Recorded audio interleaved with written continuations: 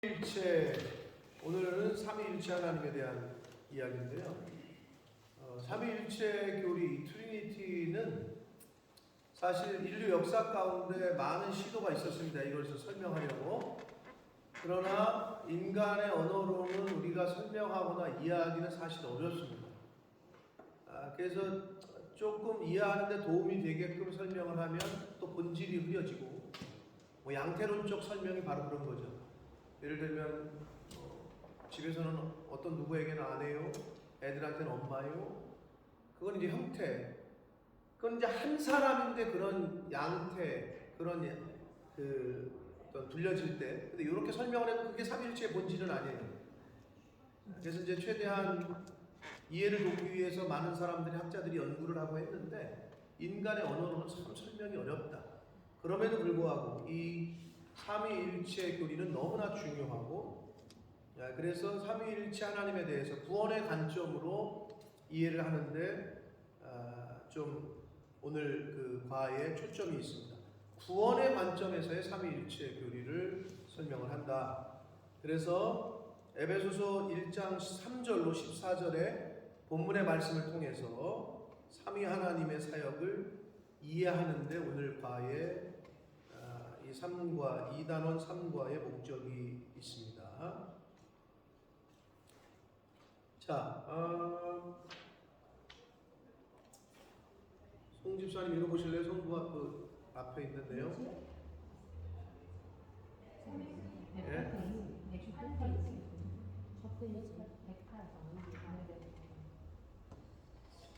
성부와 성자와 성령 이 거룩한 삼각관계를 어떻게 이해해야 할까요? 기독교 역사는 이를 설명하는 일에 많은 그리스도인의 생애를 풀어냈다고 해도 과언이 아닌 것입니다. 그러나 이 놀라운 하나님의 신비는 나 같은 죄인 살리신 구원의 이야기에 다 논의되어 있습니다. 우리는 이 구원의 이야기 안에서 이 두렵고 떨리는 놀라운 신비를 풀어가게 될 것입니다. 영원이신 하나님께서 도대체 언제 이 사랑의 계획을 구상하셨는지, 그 아들은 이 계획을 어떻게 실행하셨는지, 우리 안에서 유신 거룩한 영은 어떻게 이를 가능하게 하셨는지 궁금합니다. 거저 주시는 바 그 은혜의 영광을 찬송하게 하실 삼위 하나님의 영광을 찬양합니다. 네, 삼위일체 시작합니다. 자, 5분 멘토링 그 페이지에 여러분 제가 한번 읽어보실 테니까 들으시면서 적으실 거 적으시고. 자, 어떤 남편이 아내에게 이런 얘기를 했답니다. 실제로 저한테도 그런 얘기하는 사람들도 있고요. 아내가 교회를 열심히 다니고 성경 공부 열심히 하고 제자 훈련도 받는다는데 여전히 변화되는 건 어떤데요? 남편이 그렇게 신앙생활 열심히 한다고 그랬는데 예수 안 믿는 아내가 목사님을 보고, 목사님 교회 열심히 다녀도 내 남편 집에서 똑같던데요? 이런 얘기를 하거나 들을 수 있겠죠. 그게 왜 그러냐? 누구에게나 그런 부분이 있습니다. 무너지지 않는 부분이 있다. 그것을 어떻게 보면 장애라고 부를 수 있어요. 내가 갖고 있는 장애. 근데 이 장애는 걸림돌이기도 하고 이건 누구에게나 있다. 그런데 사실은 사도 바울이 가시를 빼달라고 요청했을 때, 육체의 가시를 제거해달라고 했을 때 예수님 뭐라고 그러셨죠? 내 은혜가 내게 족하다.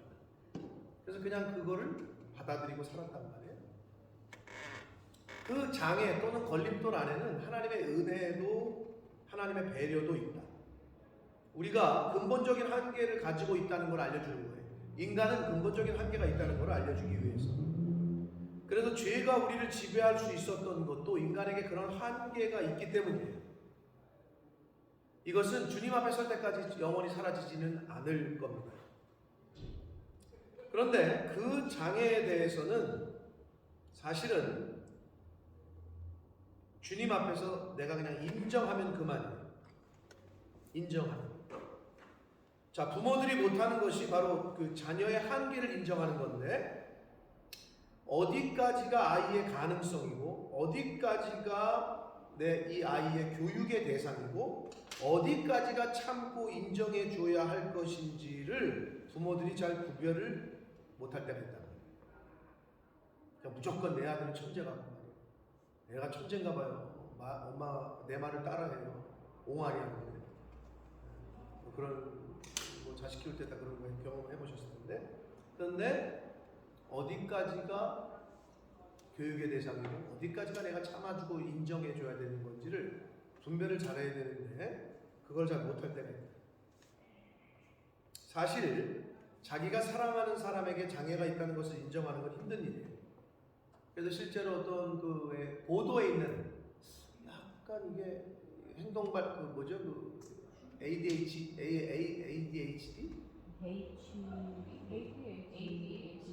뭐 그런 거 같아요. 그 약간 주의력 결핍이 산만하고 근데 그게 자폐까지는 아닌데 그게 이제 과도에 가면 자폐로도 가고 근데 그 보도에 있는데 다른 사람들이 볼 때는 자기 애기 왜 그래? 근데 이 엄마는 절대 인정 안 하려고 하는 뭐 그런 게 있죠. 그런 경우가 있는 걸 보게 됩니다. 왜냐하면 자기가 사랑하는 사람에게 그런 장애가 있다는 것을 인정하기가 쉽지는 않죠. 자, 하나님께서 우리에게 복을 주셔서 그 하나님의 은혜가 우리의 삶의 가장 깊은 내면까지 내려가게 되면 하나님의 은혜가 우리의 가장 인격의 가장 깊은 내면까지 내려가게 되면 비로소 그때 이제 인정을 할 수 있게 됩니다. 자, 그래서 우리가 신앙생활 할 때 나사렛 예수 그리스도의 이름으로 물리칠 것이 있고 내 은혜가 내게 족하다 하실 가시, 즉 장애, 즉 걸림돌도 있다는 거예요. 이것은 물론 이것을 받아들이는 것은 내 의지로 되는 것이 아니라 전적인 하나님의 은혜로만 가능한 것이다. 자신 안에 장애가 있다는 것, 자신이 그렇게 훌륭한 사람이 아니라는 것을 깨닫는 데는 사실 시간이 꽤 오래 걸립니다. 예를 들어서 나는 운동을 잘 못해, 나는 공을 잘 못 차, 나는 성경 구절을 잘 외우는데 좀 나는 잘 못하는 것 같아, 나는 기억력이 좀 떨어지는 것 같아. 이런 것은 인정하기가 쉬워요. 어떤 면에서. 그런데 나는 훌륭한 사람이 아니다, 내가 좋은 사람이 아니다, 이런 거를 인정하기는 잘 쉽지 않단 말이에요. 왜냐하면 그것을 인정하면 사실 내 존재의 의미, 존재를 부정하는 것과 가깝기 때문에 그게 어려워요.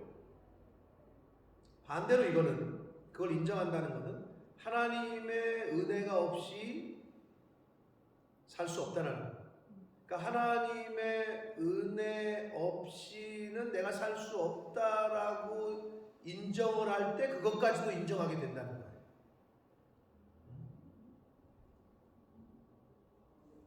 근데 여러분 왜 은혜를 받아도 변하지 않을까요? 왜 도대체 맨날 울고 말이야, 예배 때마다 찬양 때마다 은혜 받았다 그러고 말이야, 기도할 때마다 맨날 우는데 왜 도대체 삶은 변하지 않나요? 그게 근데 은혜의 잘못이에요? 그건 아니죠. 왜냐하면 여러분 나무 있죠, 나무 같은 데 보면 이게 가구 같은 데 보면 옹심이 같은 거 이렇게 박혀 있는 거 있죠. 아세요? 나이테 같은 거 옹심이라 그러나? 옹이 박혀 있는 거. 여러분 근데 그 나무에서 그 옹이를 빼내려면 그 나무 자체를 거의 못 쓰게 됩니다. 그래서 이 건축 이게 나무 이 가구 업자들도 재단을 하잖아요, 이렇게 다. 그럼 옹이가 박혀 있으면 그걸 그대로 둔 상태에서 그냥 이렇게 매끈하게 쓰는 거예요. 그거를 빼내려고 하면 그거 재료 자체를 다 버려야 돼요. 무슨 말인지 아시겠어요? 똑같아. 우리 인격의 그런 장애 걸림돌은 옹이와 같아. 그래서 때로는 불편하지만 그걸 그냥 두는 경우. 예를 들면 누구나가 다 이렇게 뭐 혹이 있다고 하고 뭐 무릎 같은 거 다 있다고 그러잖아요.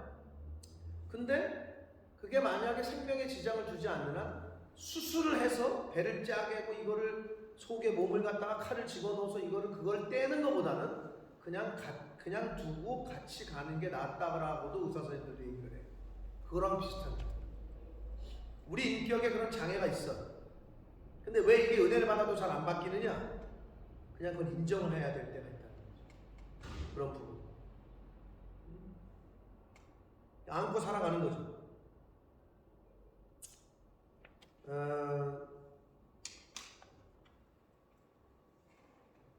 같은 부부지만 동상이몽할 때가 많고 서로 사랑하고 좋아하고 은혜받고 영향받으며 살아간단 말이에요. 너무 달라. 결혼해서 살아봤더니 달라도 너무 달라. 그런데 또 그 안에서 사랑하고 서로 은혜를 주고받고 영향을 받아가면서 살아가. 그런데 동시에 저 사람 안에 있는 또 내 안에 있는 서로 간의 장애, 즉 옹이 같은 그 걸림돌을 보게 됩니다. 그래서 왜 부부가 싸워요? 인정할 수 있는 것도 있지만 인정이 안 되는 부분도 있어. 그러다 보면 싸우고 말다툼을 하는 건데, 그러나 주님의 은혜가 우리에게 그 장애에 대해 알게 해주고 또 그것을 상대방에 있는 장애를 그 옹이 같은 그것을 그 성품을 긍휼히 여기게 만들고 참아내게 해주십니다. 뭐가? 하나님의 은혜. 그래서 예를 들면 왜 우리 집사람 우리 남편은 도대체 교회 가도 뭐 예수 믿어도 성경 공부해도 바뀌는 게 없어요. 뭐라는 줄 알아요? 성경 공부하고 은혜 받으니까 참고 사는 거야. 그나마. 근데 그걸 본인이 깨닫지 못해요. 자기는 변하려고도 안 하면서 상대방한테 대체 뭐 교회 나가도 뭐 성경 공부해도 변하는 거 하나도 없던데. 근데 반대로 얘기하면 그나마 그렇게 은혜를 받고 있으니까 그나마 그 자리를 지키는 거예요.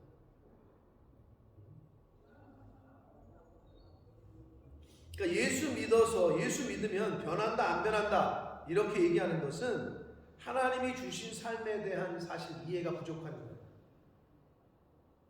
오히려 우리 안에 온전함이 주어져 있지 않다는 것, 내가 정말 좋은 인간이 아니라는 것, 그것을 진정으로 깨닫게 해주시는 것이 바로 복음이고 하나님의 말씀이고 은혜다. 완전하고 온전하다면 은혜가 필요 없죠, 그죠? 필요 없겠죠. 자, 110페이지를 봅니다. 삼위일체 이제 시작을 하는데, 삼위일체 하나님. 자, 삼위일체란 말은 직접적으로 성경에 나오지는 않습니다. 삼위일체에 대해서 어떻게 알고 계신지 모르겠는데, 일반적으로 성경의 하나님을 이해하기 위해서는 하나님, 성부 하나님, 성자 예수님, 성령 하나님 이렇게 이야기를 하는데, 이게 서로 독립된 존재이지만 한 분이시다라고 설명을 하는데, 그러나 여전히 이해가 어려워요. 그래서 이를 알기 쉽게 설명하는 방식들이 많이 동원이 됐어요. 예를 들면 물이 고체를 있을 때 뭐라고 표현하죠? 얼음이죠. 네. 또 액체를 있을 때 뭐라고 표현하죠? 네. 기체를 있을 때 수증기. 이렇게 얘기하잖아요. 이렇게도 설명을 해. 근데 이게 삼위일체의 본질은 아니에요. 또 아까 양태론적 얘기했죠. 양태론적 설명. 딸이 기도하고 누구에겐 딸이고 누구에겐 며느리고 누구에겐 엄마고 누구에겐 아내고. 근데 한 사람이잖아 그거는. 근데 그러면 이게 한 분인데 세 사람의 양태로 나타난 거냐? 그게 아니라고 삼위는. 각각 독립된 존재인데 하나. 그러니까 이거를 설명하기가 어려운 거예요. 그래서 인간의 언어로는 사실은 설명이 어려워요. 세 분이 각각 독립적이면서도 한 분이시다. 그래서 삼위일체에 대한 개념 자체가 사실 인간의 차원을 넘어서기 때문에 이런 여러 가지 유추하는 방법들이 나왔지만 성경에서 말씀하신 진정한 트리니티를 우리가 표현하지는 못했다. 그래서 삼위일체라는 말은 직접적으로 성경에 나오지 않습니다. 오히려 하나님과 예수 그리스도와의 관계, 그리고 하나님과 성령과의 관계, 그리고 예수님과 성령과의 관계를 표현하는 방식일 뿐입니다. 그래서 삼위일체의 목적은 하나인데, 하나님 편에서 인간의 구원을 위해 필요한 것이 바로 삼위일체. 하나님 편에서는. 그래서 성부 하나님, 성령 하나님이 필요한데, 성부 하나님, 성자 예수님, 성령 하나님이 필요한데, 여기서 오늘 배우는 것은 각각 독립된 인격을 지니신 하나님의 세 속성이 인간의 구원을 위해 어떻게 현현 나타나셨는지를 이제 살펴보는 거예요.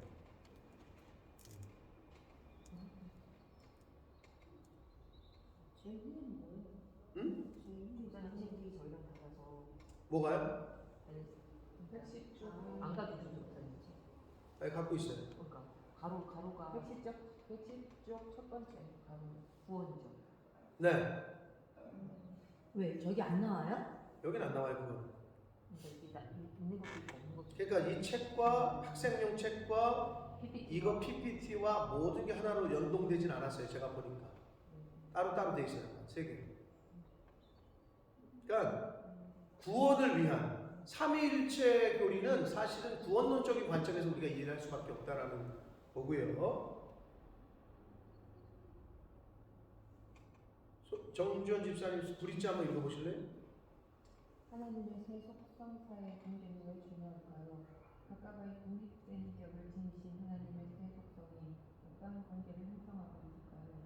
이 관계 속에서 인간의 구원을 위해 어떻게 일하셨을까요? 네, 이제 이런 것들을 이 과에서 볼 건데요. 이제 한번 요 화면 보세요. 화면을. 자, 삼위일체 제가 설명했던 거 다시 한번 나옵니다. 자, 물이 고체, 액체, 뭐 기체 이렇게 표현이 되고, 어머니, 아내, 뭐 딸 이렇게 표현이 되고, 그러나 이런 양태론적 설명은 성경의 의도를 충족시키지 못한다는 거예요. 한 사람인데 이거는 형태가 그렇게 누구에게 며느리, 누구에게는 아내, 누구에게는 뭐 이런 걸로는 설명이 안 된다는 거예요. 자, 그래서 이 성부, 성자, 성령의 성경적 근거를 일단 보시겠는데, 성경적 근거는 첫 번째 암시, 즉 하나님의 복수성. 성경에서 삼위일체에 대한 암시를 주셔요. 삼위일체라는 그 뭐라 그래? 그 직접적인 언급은 없는데요. 암시를 주셔요. 자, 창세기 1장 26절을 이렇게 씁니다. 여기 16절로 잘못 나왔어요. PPT가. 아무튼 근데 구절은 맞아요. 읽어보겠습니다. 26절입니다. 시작. 하나님이 이르시되 우리의 형상을 따라 우리의 모양대로 우리가 사람을 만들고 그들로 바다의 물고기와 하늘의 새와 가축과 온 땅과 땅에 있는 모든 것을 다스리게 하자 하시고. 자, 일단 여기서 복수를 쓰셔. 한 분이시라면 뭐 내가 그렇겠죠. 근데 우리라고 분명히 말씀하셔요. 이게 모든 성경의 필사본들에서 다 이렇게 발견이 돼요. 자, 그게 이제 첫 번째고 성경에서 근거로. 자, 두 번째는 상징성이에요. 예수님의 세례 장면. 자, 마태복음 3장 16절과 17절을 보면 요단강에서 예수님이 세례받는 장면이 나오죠. 성경 읽어보신 분이 있으실 텐데, 자, 이때 마태복음 3장 16절 17절 읽어보겠습니다. 같이 성경을 앞에 스크린 보시고 시작. 예수께서 세례를 받으시고 곧 물에서 올라오실 때 하늘이 열리고 하나님의 성령이 비둘기같이 내려 자기 위에 임하심을 보시더니 하늘로부터 소리가 있어 말씀하시되 이는 내 사랑하는 아들이요 내 기뻐하는 자라 하시니라. 자, 여기에 삼위가 나오죠. 나와요, 안 나와요? 송 집사님, 나와요, 안 나와요? 삼위 하나님이 나와요, 안 나와요? 이 말씀 구절에서 일단 아버지 하나님이 나와요, 안 나와요? 책에는 없는 내용이에요. 어떻게 나오지? 소리가 임하잖아요. 하나님의 음성이 들리잖아. 이게 이제 성부고, 그 다음에 세례, 여기 예수님 계시고 세례를 받는 예수님, 그 다음에 성령 하나님 어떻게? 비둘기같이 내리는. 그러니까 성부, 성자, 성령이 각각의 상징을 띠고 다 나타나는 구절이 바로 이 마태복음 3장 16절 17절 예수님의 세례 받는 장면입니다. 학생 교재에 새 하늘이라고 나오네요. 새자 없는데 그죠? 어디요? 어디에? 3장 16절 말씀에서 네. 곧 물에서 올라오실 때 하늘이 열리는데 새 하늘이 열리거든요. 그렇죠. 어디에 그렇게 나와요? 학생 여기. 교재, 학생 교재. 이제 마태복음 3장 16절. 그러니까 본문 새자가 들어갔어요. 네. 그게 가만 있어봐. 그러면 그게 잘못된 건가? 이게 잘못된 건가? 새 하늘 없는 것 같아요. 네, 저는 PPT에는 지금 셋자가 없는데. 맞을 거예요. 처음 듣는 것 같아요. 새하늘과 새 땅은 요한계시록이라 나올 텐데. 성경에는 어떻게 나와요? 혹시 이거를 그냥 하늘이에요. 붙이면서 예를 들면 현대인의 성경이나 새번역이나 이런 거를 뭐 잘못 붙였을 수도 있겠지. 띄어쓰기 잘못하셨어요. 네? 올라오실세. 올라오실세. 물에서 올라오실 때. 그러네요. 그러네요. 아, 띄어쓰기를 잘못했다고? 아버지 가방에 들어가시네. 아버지 가방에 들어가시네. 그러니까 아버지가 방에 들어가신다는 건데 띄어쓰기가 참 중요한 거네요. 그죠? 아버지 가방에 들어가시네. 자, 그렇게 해서 여기서 상징적으로 성부, 성자, 성령이 다 나온다. 자, 말씀하시는 성부, 육신이 되어 세례 받으시는 성자, 비둘기같이 임하시는 성령이 다 나오죠. 자, 세 번째로는 아버지와 아들과 하나 되신, 우리가 외웠던 요한복음 1장 1절, 태초에 말씀이 계시니라 말씀이 하나님과 함께 계셨다. 이 말씀은 곧 하나님이시다. 자, 인격체이신 하나님의 한 말씀, 한 존재, 그리고 본질이 이 요한복음 1장 1절에서 표현이 됩니다. 이 말씀이 하나님과 함께 계십니다. 그 다음에 말씀이 육신이 되어 우리 가운데 거하신다. 요한복음 1장 14절 읽어보겠습니다. 시작. 말씀이 육신이 되어 우리 가운데 거하심에 우리가 그의 영광을 보니 아버지의 독생자의 영광이요 은혜와 진리가 충만하더라. 네, 우리 가운데 거하신대요. 말씀이 육신이 돼서. 자, 그리고 요한복음 1장 18절 시작. 본래 하나님의 사랑이 없으되 아버지 품속에 있는 독생하신 하나님이 나타내셨느니라. 독생하신 하나님이 나타내셨다. 그러니까 아버지와 아들과 하나라는 이러한 성경 구절을 통해서 삼위일체의 성경적 근거로 저희가 들 수 있겠습니다. 자, 마지막 네 번째로는 성경적 근거로 구원의 관점, 즉 삼위 하나님의 성경적 의미는 오직 구원의 관점에서 이해될 수 있다라는 겁니다.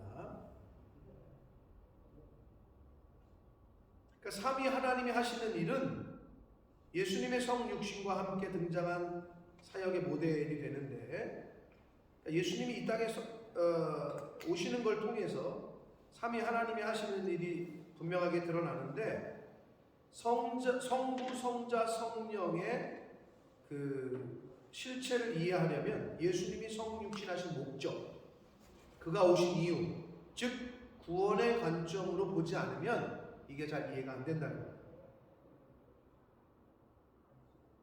그래서 에베소서 1장 3절로 14절의 말씀을 오늘 우리가 약간 분해를 해 보려고 합니다. 구원 사역을 위한 하나님의 역할인데, 삼위 하나님의 역할, 성부, 성자, 성령의 역할을 이제 나눠보는 거예요.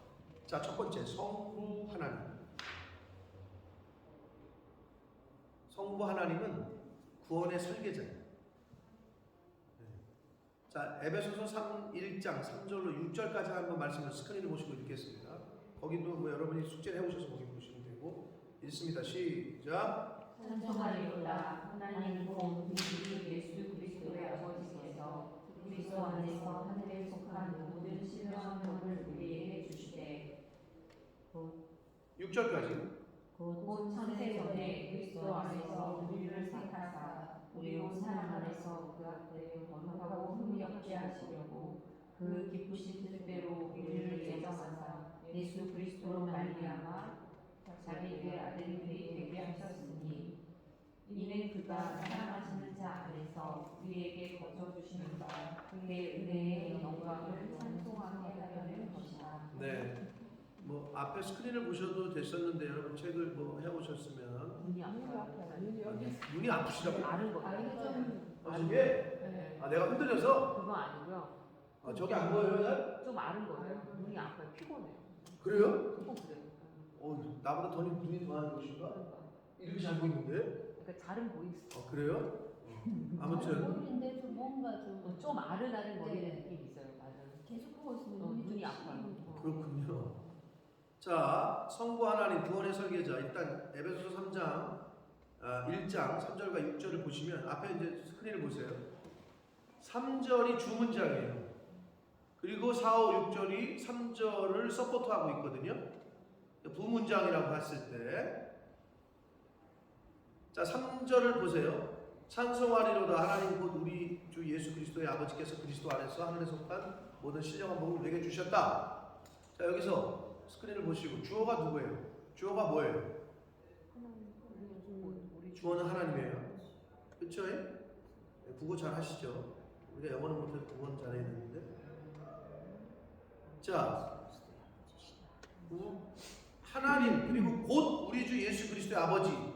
이 곧은 뭐예요? 수학 등식으로 말하면 이퀄이죠. 이 곧은 이퀄을 말하는 거예요. 하나님인데 그분이 누구냐? 우리 주 예수 그리스도의 아버지다. 이게 주어라는 거예요. 저 문장에서. 동사는 뭘까요? 주시대. 여기서 주시대입니다. 주시대. 누가? 하나님 누구? 우리 주 예수 그리스도의 아버지께서 그 아버지가 그 하나님이 우리에게 줬다는 거예요. 자 그럼 목적어가 나오는데 자 사격 목적어 뭐 삼격 목적어 뭐 그거 이런 어떤 문법적인 용어보다도 일단 목적어가 뭘 것 같아요? 일단 복이 앞고 복이 목적어예요. 복을 우리에게 준다는 건데 그 복이 어떤 복이냐?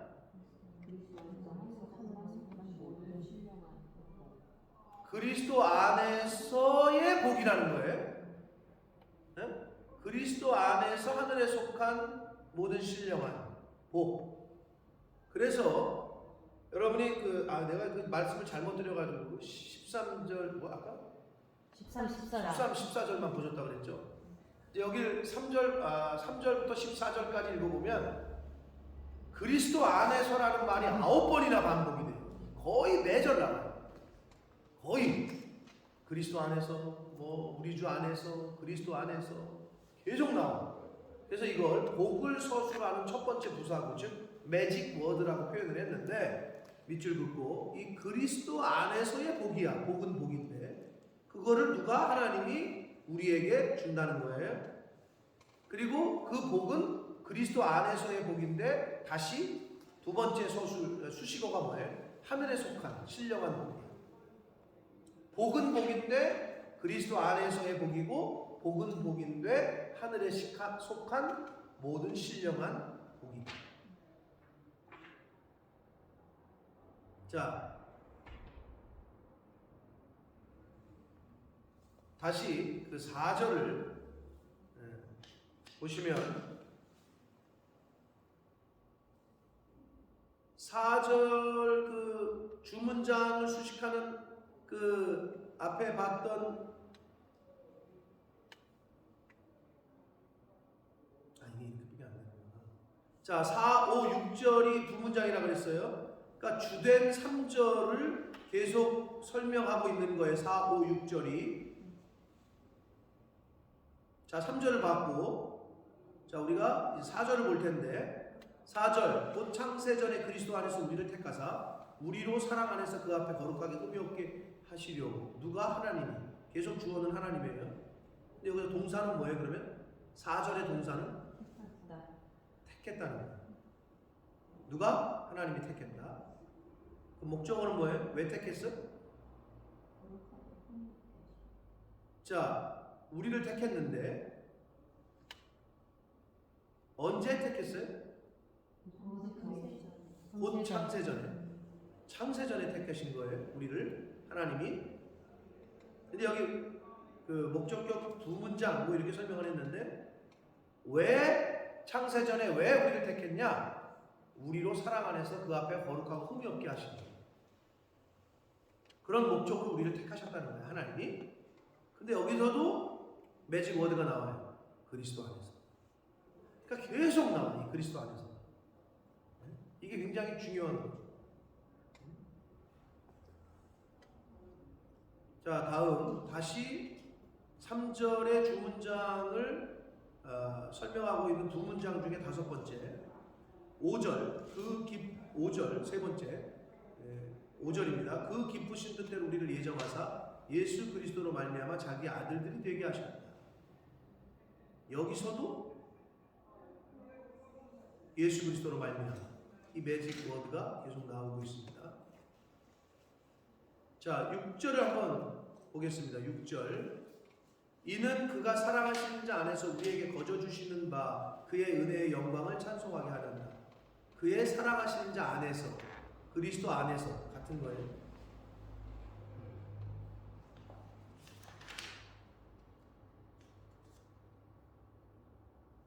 그러니까 성부 하나님께서 하신 일을 요약하면 여러분 스크린을 보시면서 창세전에 우리를 그리스도 안에서 선택하셨어요. 누가? 성부 하나님이 우리를 예수 그리스도를 통해 자기 아들들이 되도록 예정하셨어요. 그리고 거저 주시는 그의 은혜의 영광을 찬송하게 하셨어요. 어떻게? 그리스도 안에서. 이게 성부 하나님이 구원 사역에 있어서 구원이라는 프로젝트에 있어서 설계자로서 하신 일이야. 성부 하나님. 그게 1장 3절로 에베소서 1장 3절로 6절에 나타나 있는 내용입니다. 자, 정주현 집사님 브릿지 한번 읽어보실래요? 114쪽. 하나님이 우리에게 복을 주셨습니다. 이것은 우리가 태어나기 전에 그의 온전한 자녀가 되도록 선택하시고 예정하신 것입니다. 이는 우리가 그의 은혜의 영광을 찬송하게 하기 위함입니다. 그 결정적인 조건은 그리스도 안에서 나는 매직 워드입니다. 이것이 바로 성부 하나님이 우리에게 하신 일입니다. 네.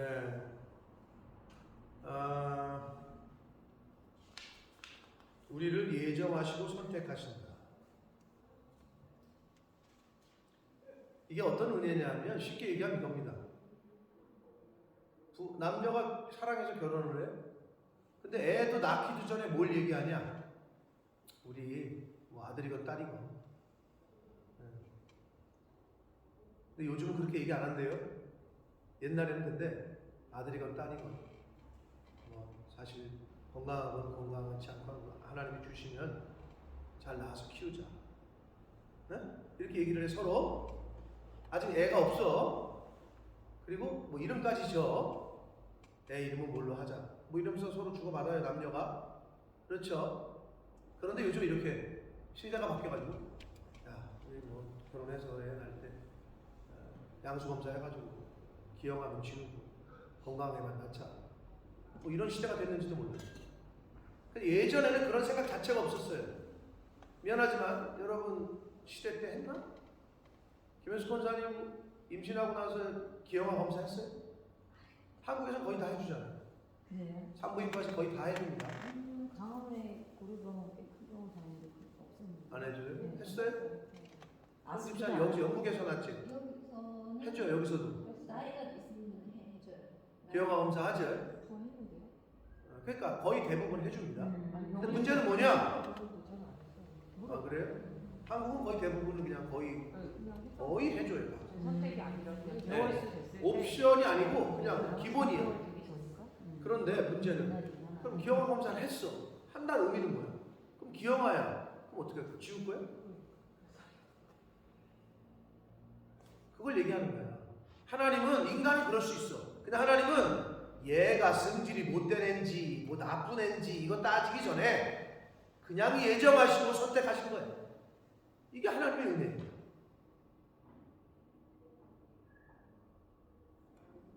뭐 저희 큰형님 얘기지만 양수검사했는데 기형아일 확률이 거의 90%다. 그래서 큰형님과 큰형수가 고민을 했는지 안 했는지 모르고 그래도 낳았어요. 그럼 애를 지울 거냐? 그럴 수는 없다. 역시 낳았더니 기형아일, 다운 증후군. 다운 걔 때문에, 서영이 때문에 뭐 돈은 돈대로 어마어마하게 수술을 몇 번 했는지 몰라요. 다운 증후군은 태어났을 때 거의 그 뭐죠? 캡슐 같은 데 들어가는 거. 인큐베이터에 들어가 있어야 되고 중간에 수술을 몇 번 했는지 몰라요. 그런데 지금의 고백은 제가 볼 때는 걔로 인해서 그 집안이 복을 받아요.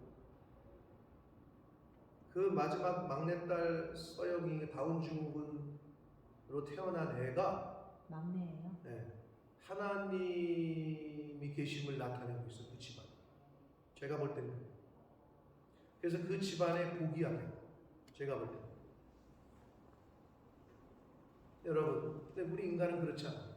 근데 하나님은 우리가 못된 애는 선택하지 말고 예정하지 말고 쓸만한 애만 예정하고 선택하자. 이러시는 분이 아니시라는 거예요. 그게 하나님의 은혜라는 거예요. 자, 구원 사역을 위한 삼위 하나님의 역할에서 우리가 지금 성부 하나님의 역할, 구원의 설계자로서의 하나님의 역할을 에베소서 1장 3절로 6절까지 말씀을 통해서 봤습니다. 자, 다음은 두 번째로 성자 하나님은 어떤 역할을 하셨냐? 구원의 실행자 역할을 하십니다. 계획은 성부께서, 실행은 성자 예수님께서. 에베소서 1장 7절에서 12절에서 그 말씀을 설명을 하십니다. 7절 한번 읽어볼까요? 책이나 스크린을 보시고 시작. 우리는 그리스도 안에서 그의 은혜의 풍성함을 따라 그의 피로 말미암아 속량 곧 죄사함을 받았느니라. 예수님께서, 성자 예수님께서 하신 일은 십자가를 통해서 그 피를 흘리심으로 우리의 죄를 속해 주시는 역할을 하셨어요. 죄사함을 이루시는 역할을 하셨어요. 우리 그 예수 그리스도의 피로 속량, 죄사함을 이루셨어요. 그게 성자 예수님의 역할이었고 8절과 9절을 같이 읽습니다. 시작. 이는 그가 모든 지혜와 총명을 우리에게 넘치게 하사 그 뜻의 비밀을 우리에게 알리신 것이요 그의 기뻐하시는 나라 그리스도 안에서 때가 찬 경륜을 위하여 예정하신 것이니 라고 말씀합니다. 즉 구원의 비밀을 알게 하셨어요. 예수님을 통해서 하나님이 계획하셨던, 성부 하나님이 계획하셨던 구원의 비밀을 성자 예수님을 통해서, 성육신 사건과 십자가의 사건을 통해서 구원의 비밀을 알게 하셨다. 구원의 실행자로서의 예수 그리스도. 자, 세 번째로 10절을 읽습니다. 1장 10절 시작. 땅에 있는 것이나 땅에 있는 것이나 그리스도 안에서 통일되게 하려 하십니다. 네, 영과 육이 그리스도 안에서 통일되게 하려 하시는 역할이 바로 예수 그리스도의 역할이셨습니다. 그러니까 로마서 11장 36절 시작. 로마서 11장 36절 시작. 이는 만물이 나오고 주로 말미암고 주에게로 돌아간다. 이 말씀이 누구? 그 이가 예수 그리스도. 주로 말미암고 주로 나오고 주로 돌아가고. 그러니까 온 만물이 그리스도 안에서 통일되게 하려고 하셨다. 그게 그 역할을 하신 분이 예수 그리스도다. 11절 12절 읽겠습니다. 시작. 모든 일에 그의 뜻을 결정하시는 계획을 따라 우리가 예정을 입어 그 안에서 기업이 되었으니 이는 우리가 그리스도 안에서 전부터 말하던 그의 영광의 찬송이 되게 하려 하십니다. 성자 예수님께서 이 땅에 오셔서 구원의 실행자로서의 역할을 하심으로 이제 우리가 하나님 나라의 하나님의 자녀가 됐고 또 하늘 나라의 기업이 되게 하셨다. 그 롤을 맡으셨던 분이 성자 하나님 예수 그리스도이십니다.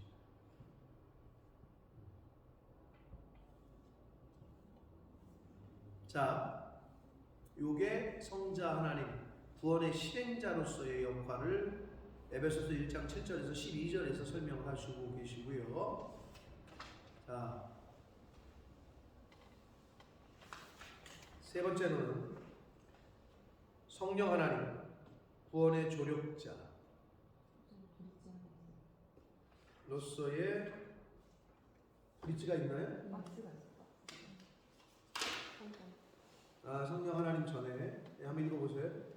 성자 하나님이신 예수 그리스도는 하나님의 계획과 예정과 선택을 우리 가운데서 구현해 내셨습니다. 우리가 하나님 앞에서 거룩하고 흠없는 그의 자녀가 된 것은 예수께서 우리를 그의 피로 값주고 사셨기 때문입니다. 네, 아주 잘 정리했네요. 요게 성자 예수님, 성자 하나님 예수 그리스도의 역할이죠.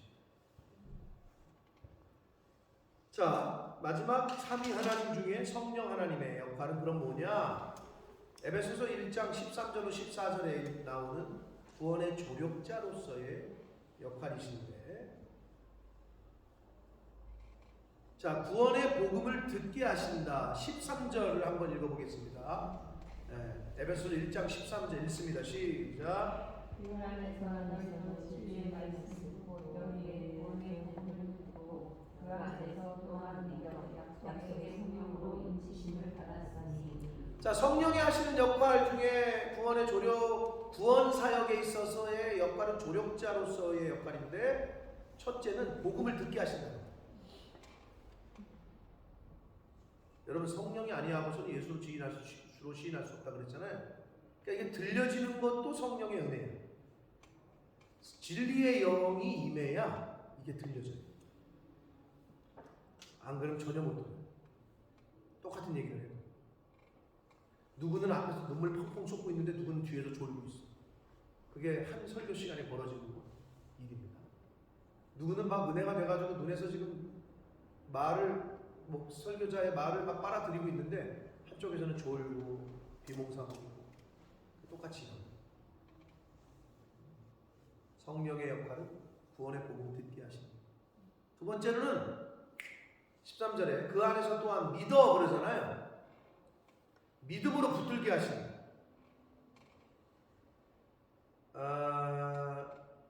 그러니까 쉽게 얘기하면 성령님의 역할은 듣고 믿게 하는 건데, 왜 믿음은 들으면서 온다 그랬으니까 이렇게 생각하시면 좋습니다.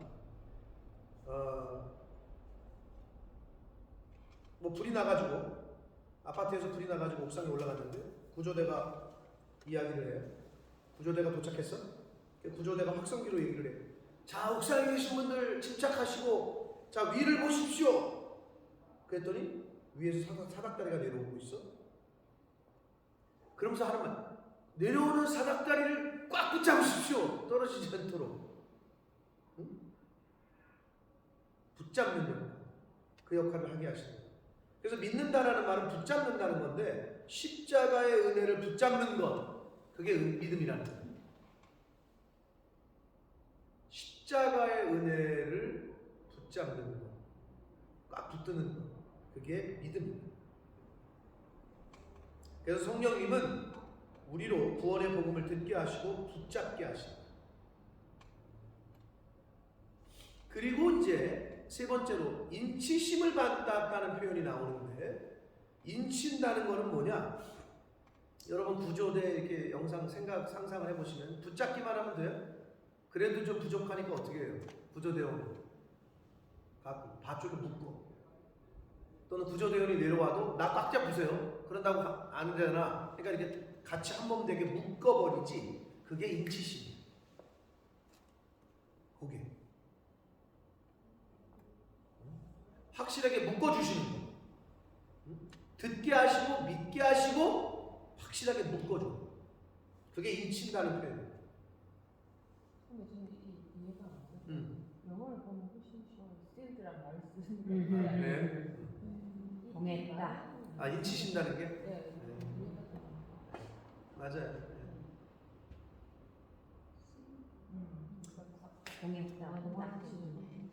자, 그래서 구원의 복음을 듣게 하시고 믿음으로 붙들게 하시고 성령으로 인치시는 것, 요게 바로 성령 하나님, 삼위 하나님께서 하시는 역할입니다.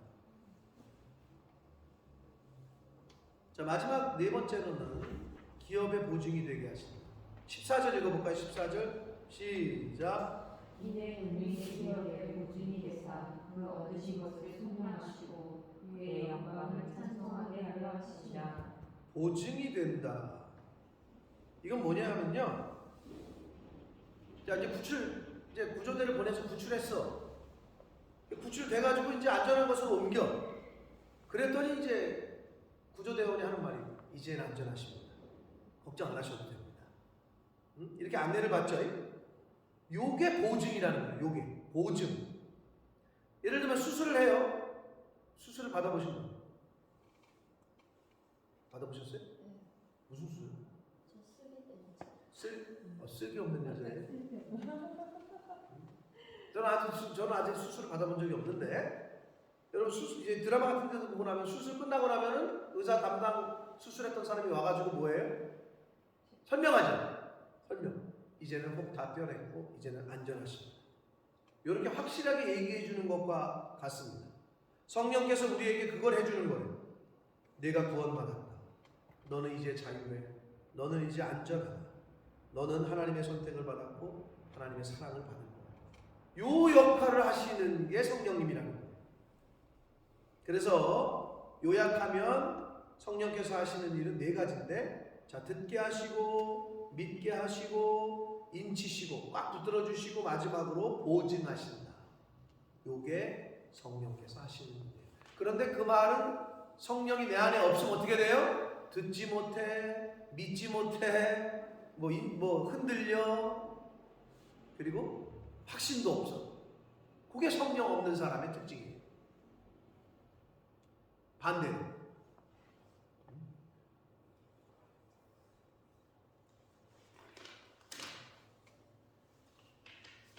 자, 브릿지 126절 16쪽에 있는 거죠. 네. 우리 권사님 한번 읽어보시면. 성령 하나님은 성부 하나님의 교육하고 성자의 순리하신 그 일을 우리가 들을 수 있게 하십니다. 구원의 복음을 듣게 하시고 붙잡게 하셔서 그 은혜에서 떨어지지 않게 묶어주십니다. 우리는 구원받았고 안전하며 선택받은 사랑받는 자라고 말씀해 주십니다.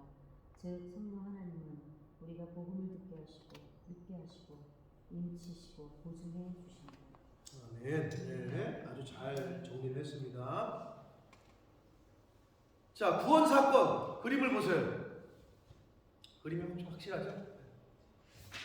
자, 구원 사건을 얘기합니다.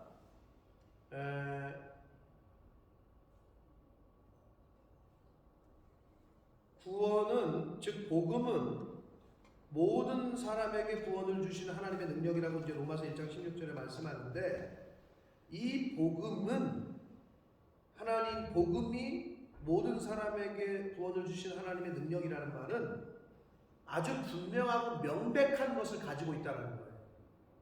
여기서 말하는 복음이 하나님의 능력이라는 얘기가 전 세계의 기준 통화가 뭐죠? 달러죠.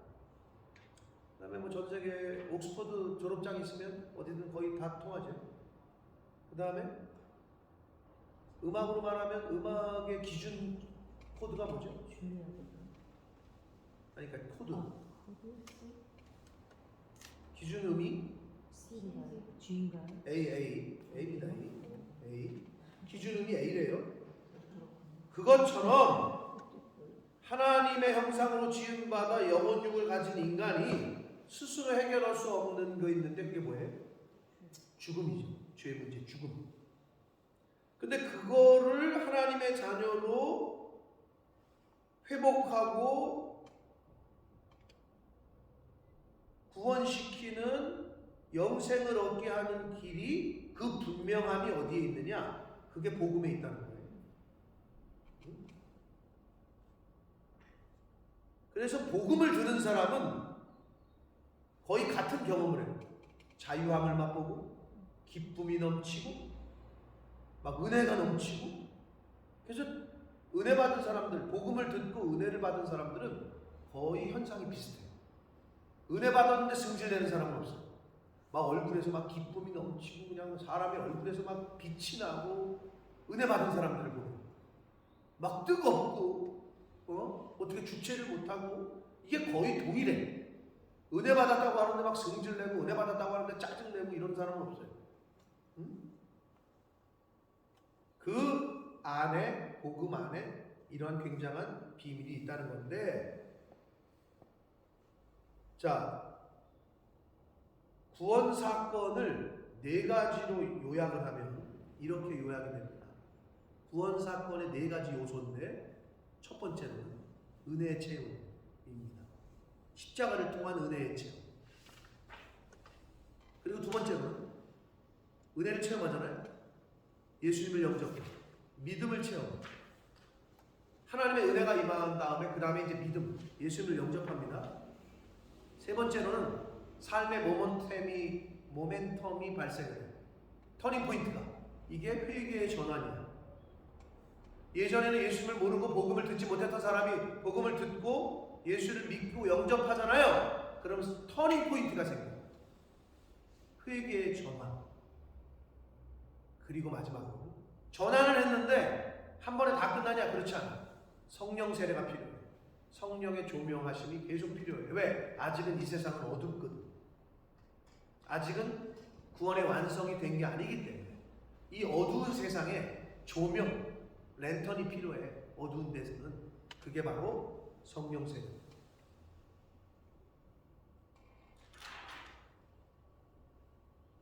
그러면 요 네 가지 요소가 주는 의미가 뭐냐? 요 은혜의 체험, 믿음의 체험, 회개의 전환, 성령 세례가 주는 그 의미는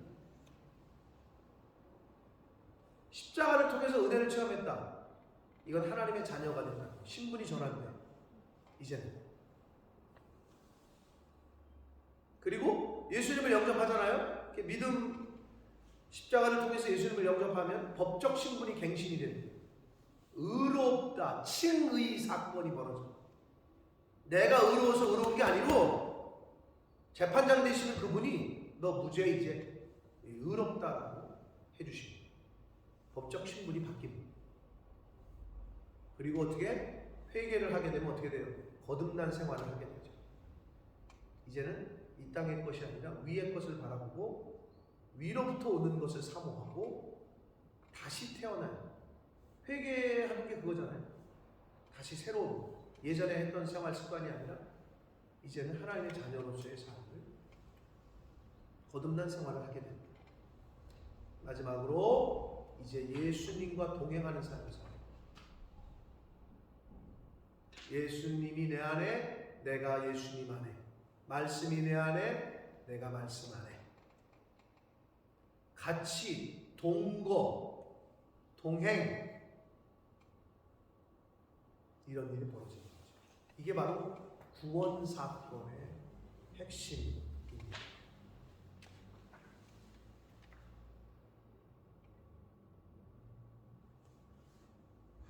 그래서 은혜가 있는 곳에서는요, 은혜가 임하는 곳에서는 그 누구도 자기를 주장하지 않아요.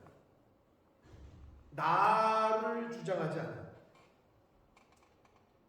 그리고 은혜가 임하면 어떤 일이 벌어지냐면 성령이 역사하잖아요. 그러면 회개가 일어나요. 죄를 자백해요.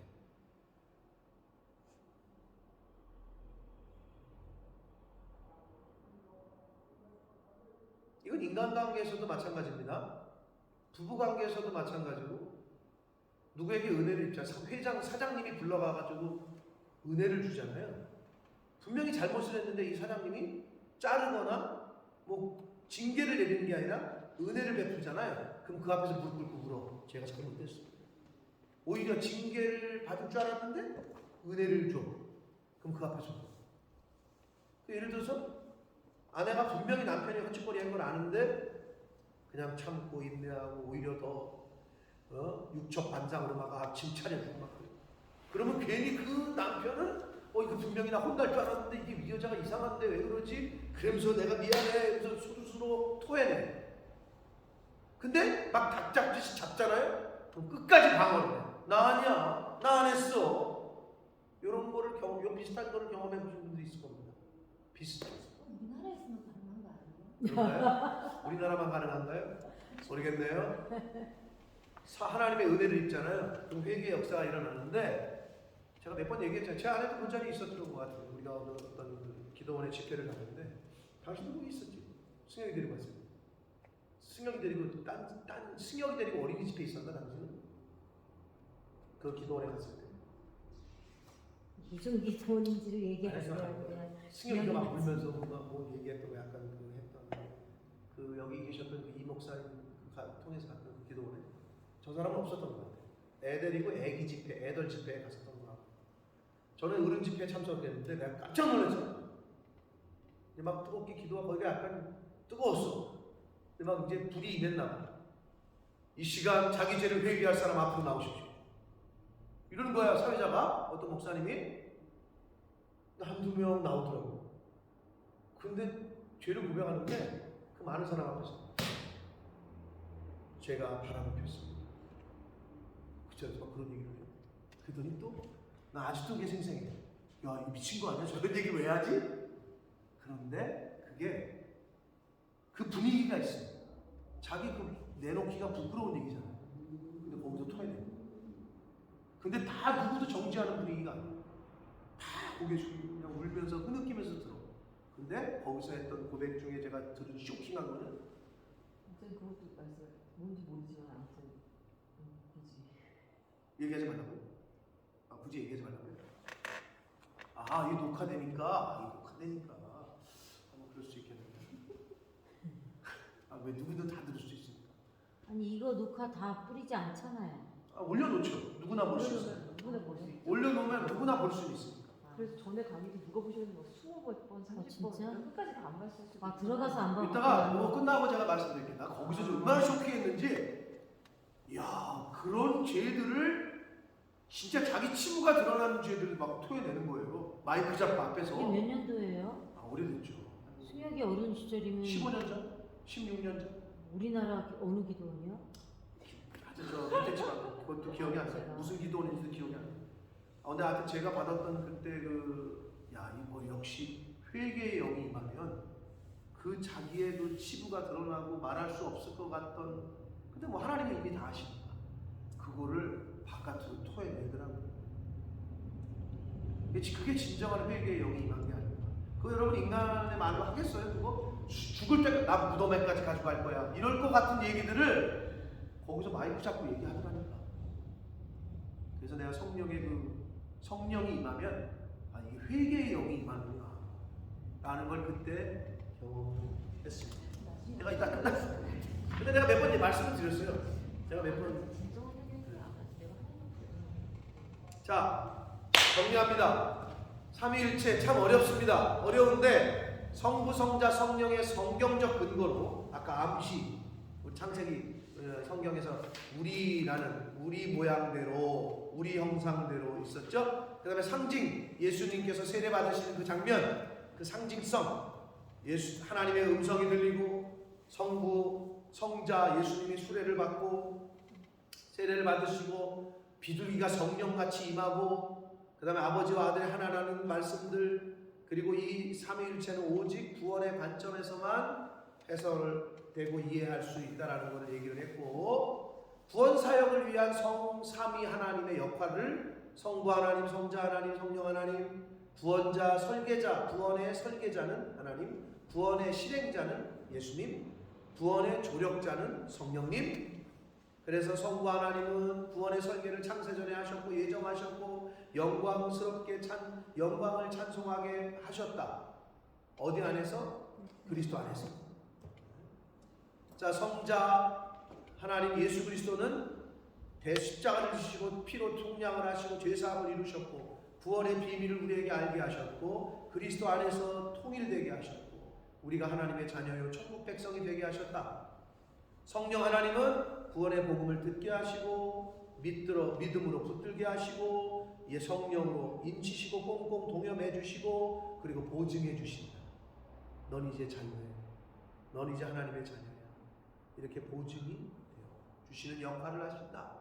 요렇게 구원의 관점에서 성부, 성자, 성령 하나님의 역할들을 말씀을 드렸고, 구원 사건의 4가지 요소, 은혜의 체험, 믿음의 체험, 회개의 전환, 성령 세례. 이 4가지의 의미는 하나님의 자녀가 되는 것이고, 우리가 의롭다 칭함을 받은 것이고, 그리고 이제는 회개함으로 거듭난 생활을 하는 것이고, 예수님과 동행하는 것이다. 주님과 동거하는 거고 동행하는 것이다. 나름대로 이렇게 삼위일체에 대해서 정리를 했습니다. 질문 있으신 분 질문하십시오.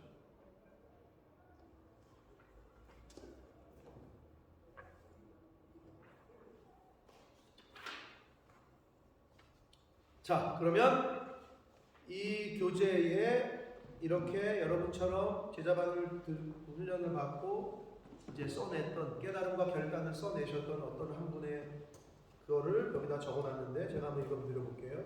이 단원을 듣고 깨달음을 삼위일체를 이론적으로 이해하고자 접근하면 그 어떤 답도 찾을 수 없을 뿐더러 헤어나올 수 없는 늪에 빠져버리고 맙니다. 한 주 동안 삼위일체의 사귐, 우리는 지금 없잖아요, 책이. 근데 여기는 지금 일주일에 한 번씩을, 우리는 진짜 어떻게 보면 이거는 겉핥기로 하고 있는데, 책은 제가 이제 사오려고 해요. 한 권씩 사서 이제 돌려보려고, 하나씩 돌려보려고 생각 중인데, 삼위일체의 사귐이라는 책을 읽으며 정리되지 않았던 철수세미 상태의 머리가 깨끗해졌습니다. 오늘 수업을 통해 하나님과 예수님 성령님이 제거하시는 일이 어느 한 부분이 빠지면 이루어질 수 없는 제기하시는 일이 어느 한 분이 빠지면 이루어질 수 없는 일이라는 것이 명확히 정리가 되어 깨닫게 됐습니다. 특히 얼른 붙잡으라고 듣게 하시고 듣는 것으로 부족하여 붙잡도록 이끄신 성령 하나님을 새롭게 만났습니다. 그리고는 꽁꽁 묶어서 주님과 동행하는 삶을 살게 해주셨으니 감동이 됩니다. 그동안 성령 하나님이 동행하신다며 말로는 이야기했지만 그것이 어떤 의미인지, 나의 삶에 어떠한 실제적 영향을 주고 있는지는 코끼리 다리 만지듯 실체 없는 이야기였습니다. 오늘 말씀을 통해 구원 사건은 내게 이미 벌어졌고 그 모든 과정에서 성령의 조명을 비추어 주시고 모든 것을 동원하여 구원 사건에 함께하여 주셨다는 것을 깨달았습니다. 또한 다시 죄의 바다에 빠져서 머리를 넣었다 뺐다 하며 호흡곤란이 오지 않도록 제 옆에서 조력자가 되어주신다는 것도 깨달았습니다. 여기까지는 내가 그랬어요. 근데 이 얘기를 읽으면서 참 실제 예를 하나 들었거든요. 아이돌 있잖아요. 아이돌. 한국의 유명한 요새 K-팝 난리인데 아이돌 BTS라고 아세요, 권사님? 네. 아시죠? BTS들의 팬들의 모임의 단체 이름을 뭐라고 하는지 아세요? 아미. 모르셨죠? 아미예요, 군대. BTS 팬들의 팬덤의 회원 팬클럽의 이름이 아미야. 야, 대단하죠? 스펠링도 아니에요. 네? 자기네는 BTS의 군사라는 거야. 근데 그 아이돌의 팬덤을 보면 이렇게 얘기해요. 우리 오빠가 무엇을 해도 이해가 되고 새 노래가 나오면 우리 오빠 노래를 1등 만들려고 숨 쉬듯 그거 스밍한다. 그걸 자꾸 들어보고 사줘야 1등이 되거든요. 그들이 동원할 수 있는 모든 시간과 돈과 마음을 온전히 다 거기에 쏟아붓습니다. 나도 우리 주님의 팬덤으로 숨 쉬듯 기도하겠습니다. 제가 할 수 있는 모든 기간과 시간과 돈과 마음을 주님께 올려드리겠습니다. 그러니까 그 아이돌의 팬덤을 이렇게 빗대서 나도 이제 주님의 팬이 되겠다. 참 이분이 썼는 걸 깨달은. 그러면서 결단, 동행하시는 하나님 속상하지 않게 말씀에 귀 기울이고 생활을 정돈하며 살겠습니다. 두 번째, 1, 2월 묵상집 만들 때인가 봐요. 1, 2월 묵상집 10권을 추가 구입하여 독일 각지의 유학생 시절 지인들에게 발송하겠습니다. 아마 내가 볼 때 이런 교육을 받았으니까 김병진 집사가 우리한테 이걸 시작을 했던 거예요. 근데 시작은 쉽지만 이거를 3년 동안 꾸준히 한다는 건 어려운데 지금 그걸 하고 있는 거죠.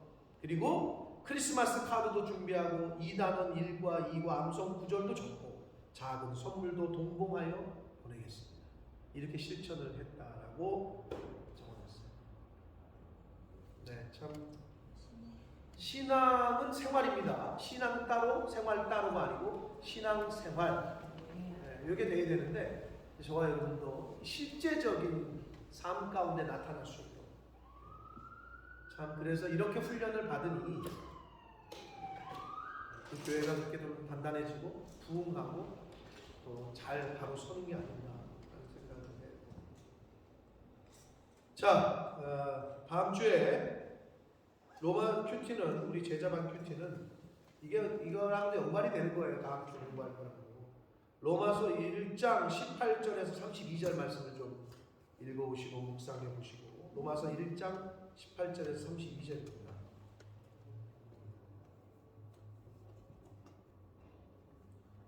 일주일에 한 번씩 써가지고 독후감을 냈으니 이 사람들이 신학생들도 못하는 거를 지금 한 거죠 사실은. 그러니까 너무 힘들었대. 병진 집사 얘기 들어도 자기 아주 그냥 너무 직장 생활하면서 밤에 와가지고 애들 보면서 이걸 해야 되니까 암송하는 것도 그냥 거기서 그냥 앞에 나와가지고 우리 왜 옛날에 수련회 가면 밥 거기서 못 외우면은 밥 안 주고 그랬거든요. 우리? Sorry, 아야. I'm afraid we have to. 네, 그랬거든요. 그러니까 그런 걸 보면서 거기 똑같이 그렇게 한다는 거예요. 그래서 우선 신학교 1학년 또는 신학생들 1년 한 학기 과제를 한 학기 수강을 한 게 아니다 라는 생각이 들죠. 이렇게 했던 게 기억이 납니다. 아무튼 그래서 로마서 1장 18절에 32절 여러분 좀 묵상해 주시고 주일 설교 요약하시고 깨달음과 결단 쓰시고 큐티 계속 올리시고 보시고 생활과제는 없잖아요. 생활과제 뭐 있는데 여러분이 어려우실 것 같긴 한데 애가 다 하는 게 쉬운 게 아니에요. 에베소서 1장 3절로 14절을 우리가 이번 단원이었잖아요. 에베소 1장 13절로 14절을 자기 말로 써. 이거를 자기가 이해하는 대로. 아니 3절에서 14절. 내가 언제 1장 아니 지금 3절에 3절이라 했는데 1장 3절에서 14절을